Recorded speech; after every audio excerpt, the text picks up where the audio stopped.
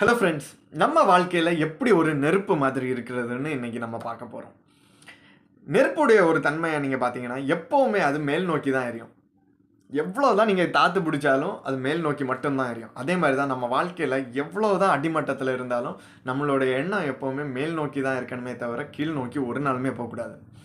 பழைய காலத்துலலாம் சொல்லுவாங்க, வானம் தான் எல்லைன்னு. வானம் எல்லையா?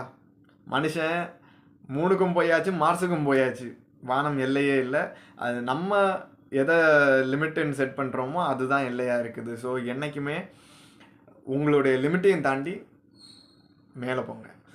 அண்ட் ரெண்டாவது நெருப்புடைய குவாலிட்டி, அதுக்கு வழியில் வர தடைகளாக அது எரிச்சுக்கிட்டு போய்கிட்டே இருக்கும். அதே மாதிரி நம்மளுடைய பயத்தையும் நம்ம எரிக்கணும், நம்ம மேலே உள்ள செல்ஃப் டவுட்டை எரிக்கணும். அண்ட் நம்ம மீட் பண்ணுற நெகட்டிவ் பீப்புள் அவங்களையும் நம்ம வாழ்க்கையிலேருந்து எரிச்சோம்னா நீங்கள் மேலே மேலே போயிட்டே இருக்கலாம்.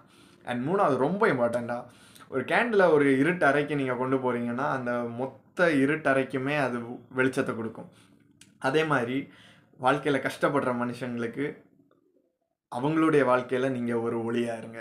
அது உங்கள் நண்பனாக இருக்கலாம், உங்கள் சகோதரன் சகோதரியாக இருக்கலாம், இல்லை ஒரு கம்ப்ளீட் ஸ்ட்ரேஞ்சராக கூட இருக்கலாம். அவங்க வாழ்க்கையில் நீங்கள் ஒரு ஒளியாக இருங்க. நீங்கள் ஒரு கேண்டில்ல இருந்து பல கேண்டிலுக்கு லைட்டாக ஷேர் பண்ண முடியும், அது என்றைக்குமே அணையாது. அதே மாதிரி உங்களுடைய ஹாப்பினஸ், உங்களுடைய சமாதானம் இல்லாமல் உங்களுடைய அந்த பாசிட்டிவ் வைப் எல்லாருக்குமே ஷேர் பண்ணுங்கள். இந்த உலகம் ரொம்ப அருமையான பிளேஸ் வாழ்கிறதுக்கு. ஸோ நான் இதுதான் சொல்லுவேன், எப்போவுமே எல்லையை தாண்டி வளருங்கள், நெகட்டிவிட்டியை எரிச்சிருங்க.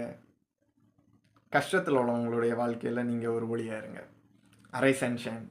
God bless you. Love you all. Thank you.